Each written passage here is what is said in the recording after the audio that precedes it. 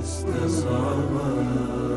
لا تتأثر لو تصير ظروفك بوجهك عنيدة، عقد النية وحاول، ما في شي تستصعبها من كتاب أيام عمرك.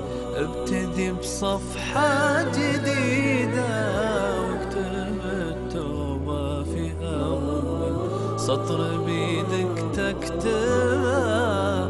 انت أقوى من هوى قلبك بشي ما يفيده، وحتى لو النفس تأمر بسوء تبقى طيبة.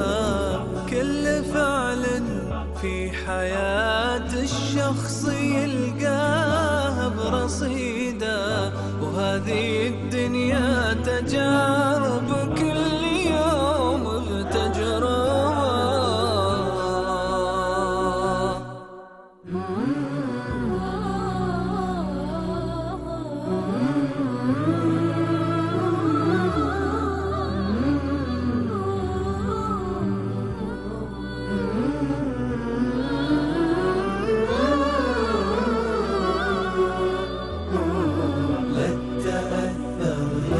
تصير ظروفك بوجهك عنيدة، عقد النية وحاول، ما في شي تستصعبها من كتاب أيام عمرك.